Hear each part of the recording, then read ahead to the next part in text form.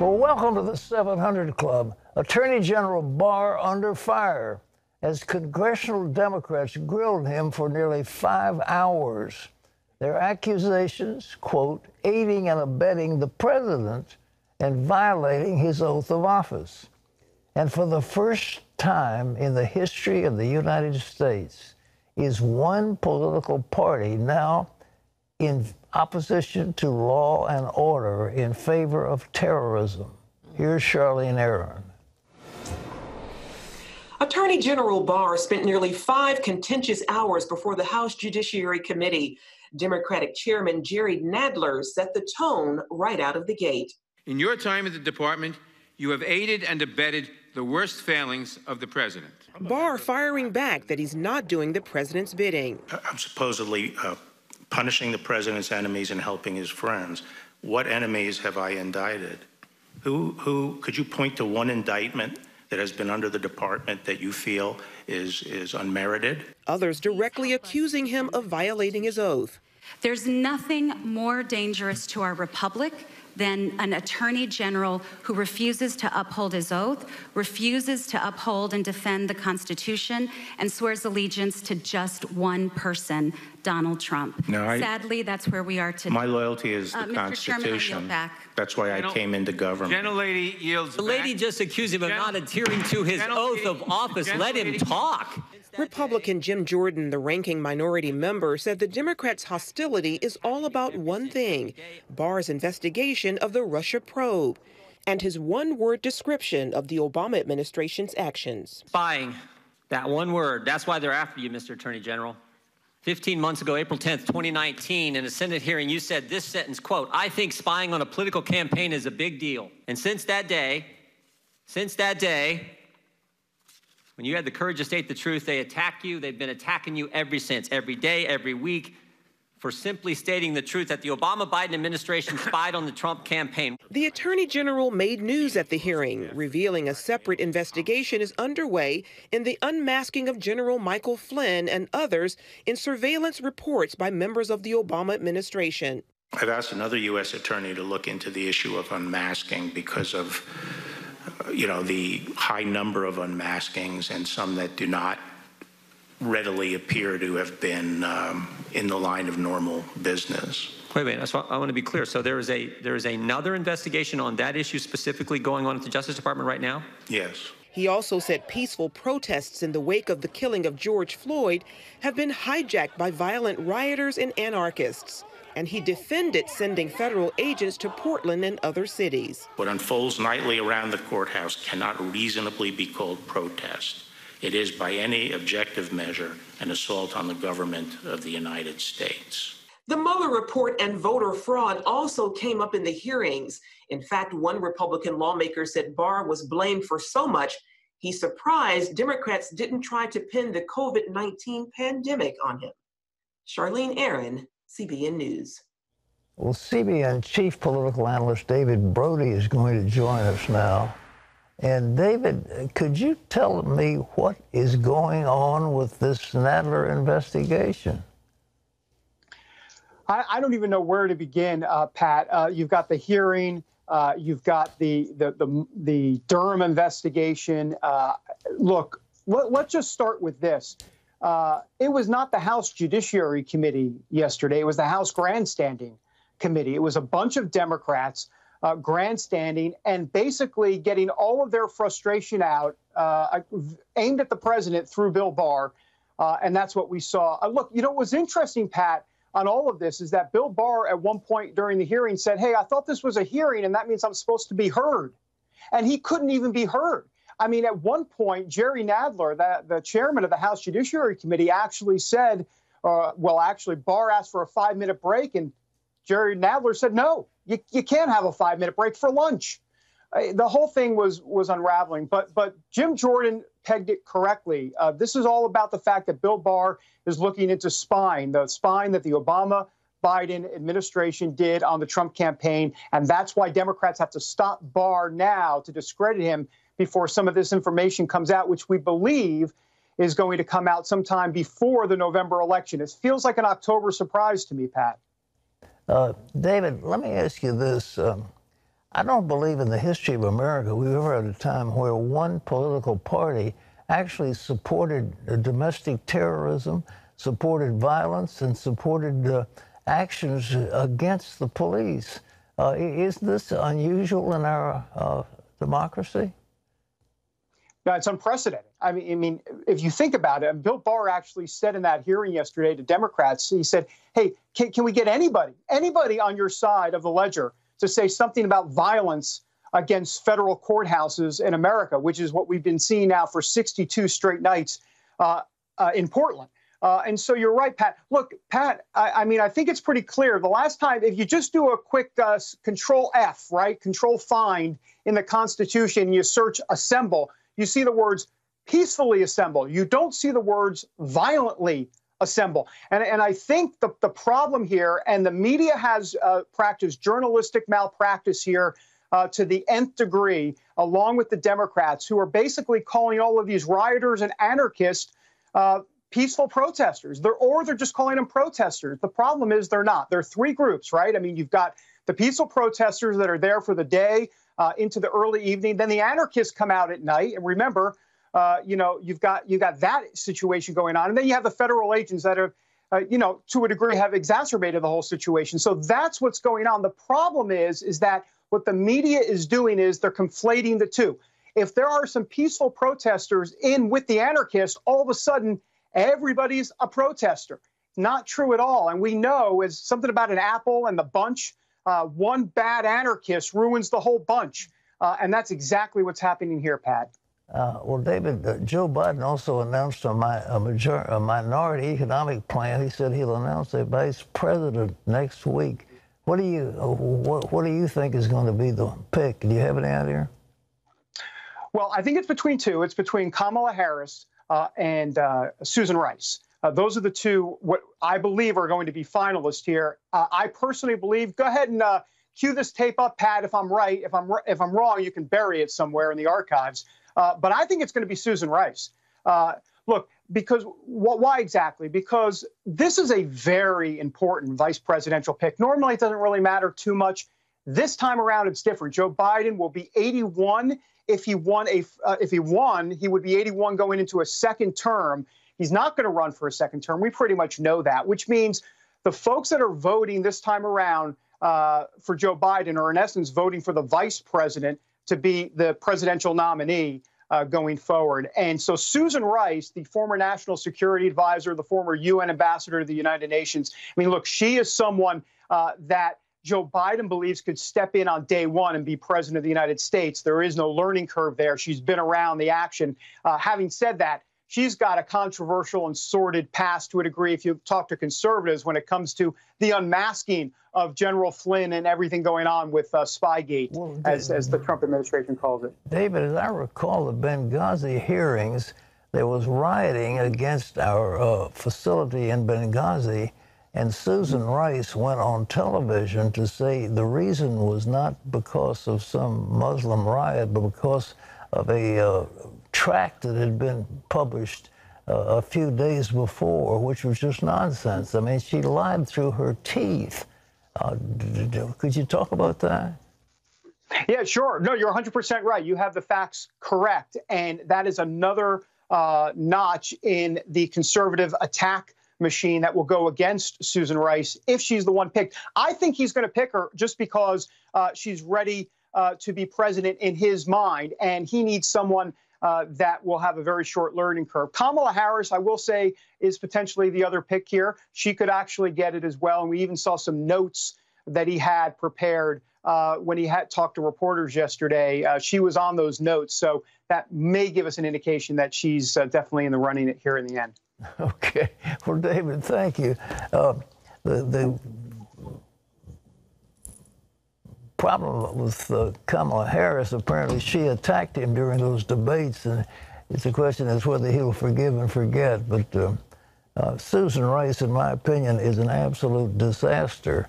And she worked a long time ago when I was involved with things in Africa. She was the advisor on Africa, and she was, in my opinion, an absolute disaster. So to see her as a potential next president should give frighten and pause and, night sweats to anybody who contemplates it. Well, in other news, the dollar is taking a deep dive while gold is hitting record highs. And what does this pose, and why does this pose a risk for our economy? John Jessup has more. That is right, Pat. The two are moving in opposite directions. The dollar has been falling since it peaked in March. The dollar index has dropped 10% since then, with a sharp plunge this month set to be the worst in over 9 years. Meanwhile, gold is hitting new record highs, closing in on another major milestone, $2,000. Now, Wall Street's Goldman Sachs warns the rising price of gold and other concerns could pose long-term problems for the dollar. They write, combined with a record level of debt accumulation by the U.S. government, real concerns around the longevity of the dollar as a reserve currency have started to emerge. The dollar has been the world's primary currency, Pat, of course, since the end of World War II. Yeah, John, I've been talking about this for some time. When you're the reserve currency, it means that everybody has to take the dollar. So the Federal Reserve can print all the dollars it wants to, and everybody's got to take them because that is the reserve currency. So a number of the other countries are saying, look, you're inflating your dollar all to pieces, and we think there should be a basket of, precious metals such as gold. And so a lot of central banks are buying gold, and the price of gold has gone up. You remember it was at one time at $250 an ounce. Now it's crowding in on $2,000, and it could go to $3,000, $4,000, $5,000 an ounce. And the price of silver's next to gold, it's been actually oversold, but silver is a commodity that has some value. Gold is just, there it is. I mean, it's one of those things that there are only so many ounces of it in the world. But for smart investors to put some money into gold and silver, and there's some, yours truly has been the last few days trying to get some of that in the portfolio because I think it's very important. But you've always had gold.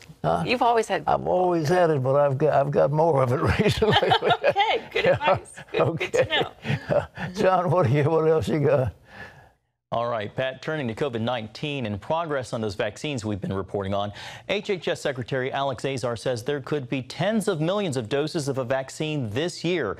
And there's more good news from drug maker Moderna. Tests showing 7 out of 8 primates who received the vaccine showed no trace of the virus in their lungs just 2 days after exposure. This as the coronavirus task force has identified 21 states as hot zones, calling on them to put in place greater restrictions. We are still seeing significant outbreaks occurring from birthday parties, graduation parties, family reunions. It wasn't just me being an outliner. Dr. Birx was saying the same thing, that one is universal wearing of masks, avoid crowds, close the bars. The president announced Tuesday that the Eastman Kodak Company is switching gears to help increase domestic drug production. The camera and technology company winning a $765 million government loan to make ingredients used in a number of generic drugs. Well, social media companies are targeting posts about the effectiveness of the drug hydroxychloroquine in treating COVID-19. Twitter, YouTube, and Facebook all taking down a video with doctors testifying to the drug's success in treating patients. American frontline doctors made the video at a summit hosted by Tea Party patriots in Washington this week. The video, retweeted by President Trump, was seen millions of times across social media before Facebook, YouTube, and Twitter took action to remove it.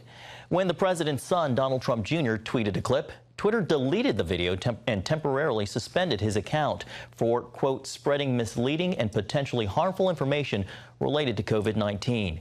President Trump, who has taken the drug and touted its effectiveness, is accusing social media companies of censorship for political reasons. While the FDA has rescinded its approval for emergency use of the drug, a recent study by a doctor from Yale University's Public School of Health, Pat, found hydroxychloroquine highly effective as an early treatment, especially when combined with specific antibiotics and zinc. Well, antibiotics and zinc, but in terms of defense against COVID, it's highly unlikely. You know, I really believe the president would do himself a tremendous favor if he just stayed out of this. He is the chief executive, not the chief medical officer of the United States. And I think he just lays himself open to criticism. And I think the issue that he should drill on every single day, stay on the message, Mr. President. The message is violence and anarchy taking over our cities. And the Antifa and Black Lives Matter and other organizations are hijacking so-called peaceful protests. And the answer that the people are looking for in America is, will you keep us safe from violence? Will you protect us against overseas aggression? And if he stays on those themes, he will be victorious. But he gets off on these sidetracks like telling people to take hydroxychloroquine. That's not his business. You know, however intelligent it may be, Mr. President, believe it from those who just love you, stay on message. You've only got a few more weeks before the election. Stay on message. John.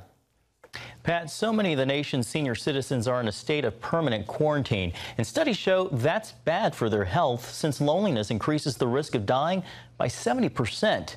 Now, one senior living community is using technology to allow residents to interact with those on the outside and share their wisdom with the next generation. Mark Martin has more. We've seen how this pandemic put a damper on family celebrations, from birthdays to marriages to senior class milestones like proms and graduation ceremonies. To help lift up members of the class of 2020, residents at the senior living community Westminster Canterbury on Chesapeake Bay reached out with advice and lessons learned from the past. You are there to learn. Go to every class. I never cut a class while I was in college. Resident and former teacher Neola Waller chatted with Cox High School senior Alexandria Pisano as part of the program Seniors Celebrating Seniors. By using a birdsong tablet, the video communication tool developed by Westminster Canterbury, the residents safely spoke with the graduating seniors. What kind of advice did you give her? Well, having taught seniors for 30 years, I have lots of advice, and your time is too short for me to tell it all. But I had some items. For one, I said, just remember, when you go to college, you will be learning something, and your parents will expect you to graduate with a marketable skill. Pisano plans to attend Old Dominion University to major in neonatal nursing. She describes Waller, who's 91 years young, as an amazing woman.